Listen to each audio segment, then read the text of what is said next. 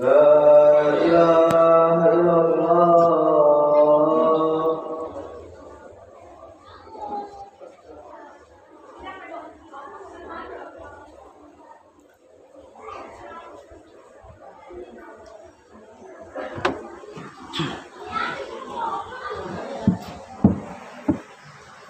إن الحمد لله نحمده ونستعينه ونستغفره ونعوذ بالله من شرور أنفسنا ومن سيئات أعمالنا من يهد الله فلا مضل له ومن يضلل فلا هادي له أشهد أن لا إله إلا الله وحده لا شريك له وأشهد أن محمدا عبده ورسوله اللهم صل وسلم على نبينا محمد وعلى آله وصحبه وسلم يا أيها الذين آمنوا اتقوا الله حق تقاته ولا تموتن إلا وأنتم مسلمون يا أيها الناس اتقوا ربكم الذي خلقكم من نفس واحدة وخلق منها زوجها وبث منهما رجالا كثيرا ونساء واتقوا الله الذي تساءلون به والأرحام إن الله كان عليكم رقيبا يا أيها الذين آمنوا اتقوا الله وقولوا قولا سديدا يصلح لكم أعمالكم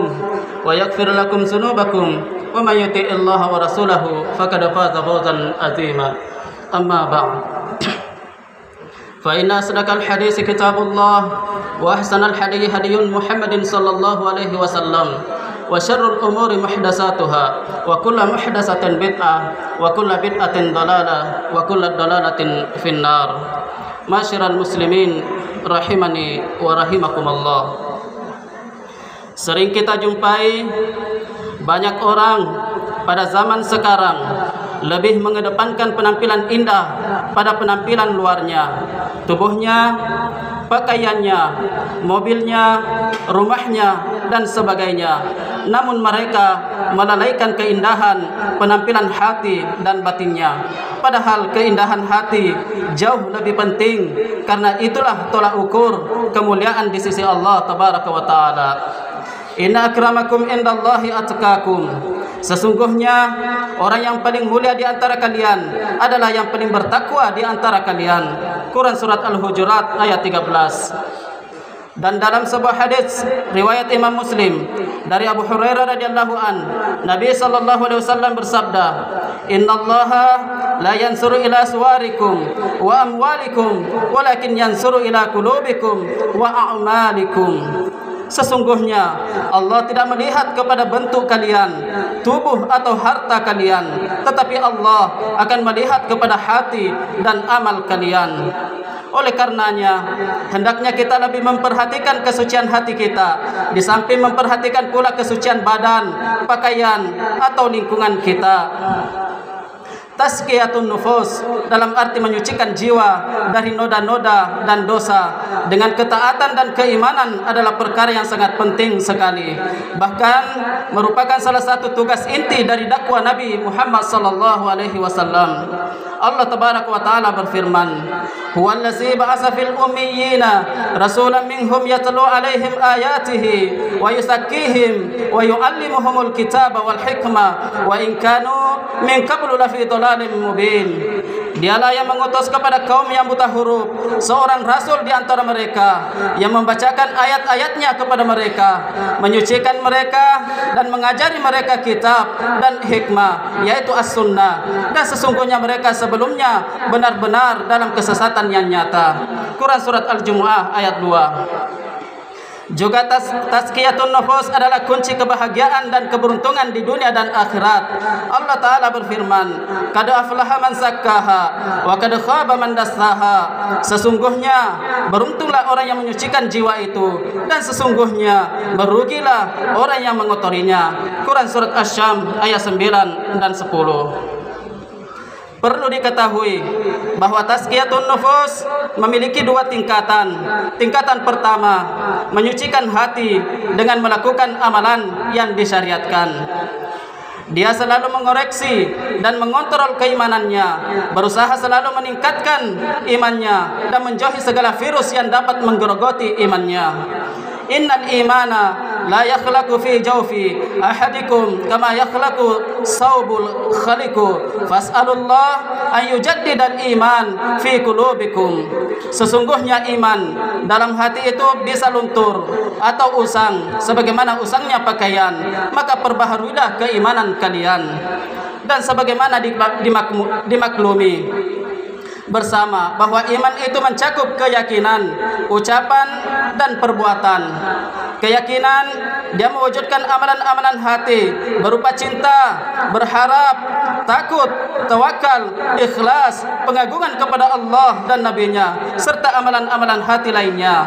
Perbuatan dia membersihkan hatinya dengan ketaatan kepada Allah berupa amalan-amalan badan seperti salat, puasa, zakat, haji dan amalan-amalan lainnya.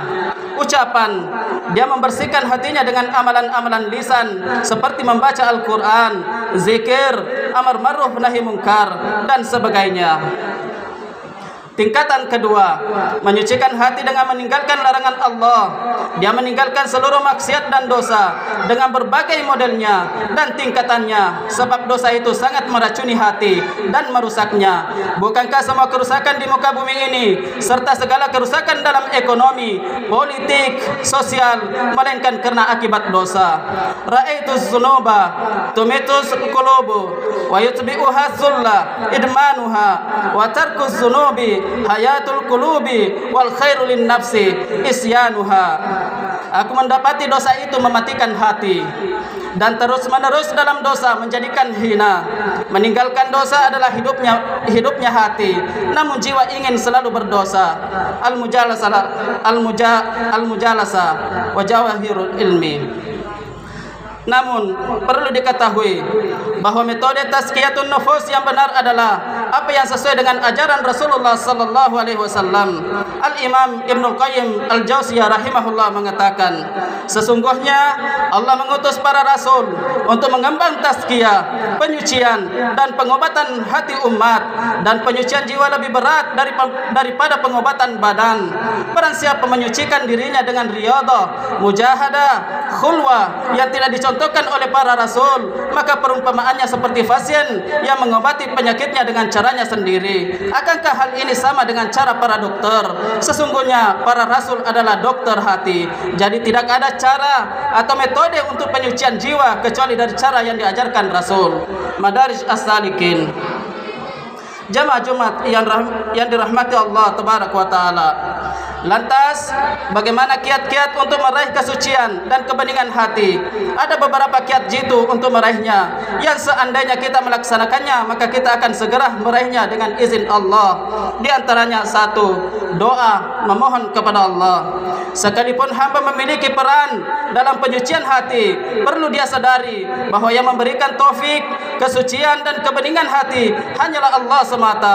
Oleh karenanya Allah berfirman, ya ayyuhallazina amanu la tattabi'u khutuwatis syaitan wa man yattabi' khutuwatis syaitan fa innahu ya'muru bil fahsya'i wal munkar walau la fadlullahi 'alaikum wa rahmatuhu ma saka minkum min ahadin abadan walakinallaha yuzakki man yasha'u wallahu sami'un alim.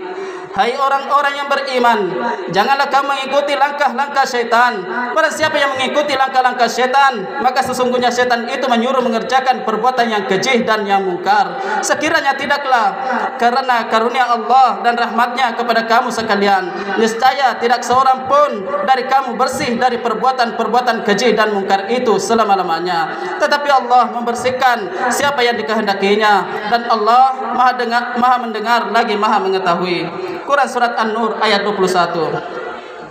Maka seorang hamba dalam setiap detiknya selalu membutuhkan pertolongan Allah dan memohon kepadanya agar Allah menganugerahkan kepadanya kebeningan hati. Oleh karena itulah Nabi SAW mengajarkan kepada kita untuk berdoa, Allahumma ati nafsi taqwaha wa zakkiha anta khairu man zakkaha. Ya Allah, berikanlah kepada jiwaku ketakwaan dan sucikanlah jiwaku, karena Engkau adalah sebaik-baik zat yang menyucikannya.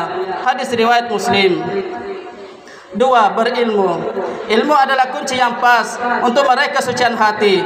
Sebab kesucian hati itu diraih dengan melaksanakan ketaatan serta menjauhi larangan secara ikhlas dan sesuai dengan tuntunan Rasulullah sallallahu alaihi wasallam.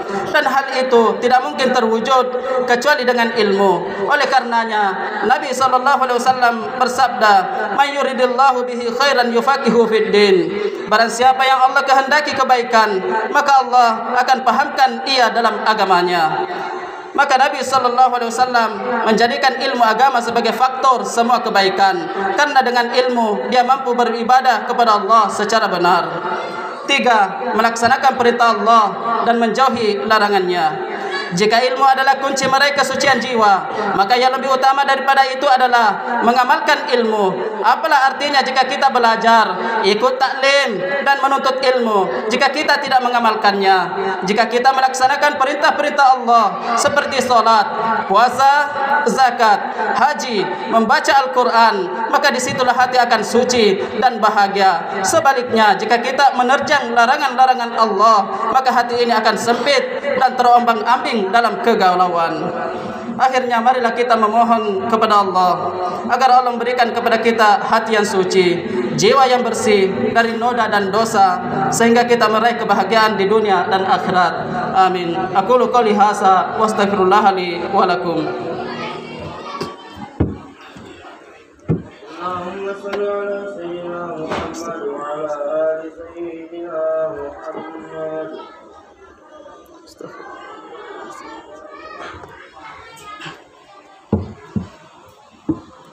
Alhamdulillah wa kafa wa usallimu ala Muhammadin lil Mustafa wa ala alihi wa ashabihi ahli wafa.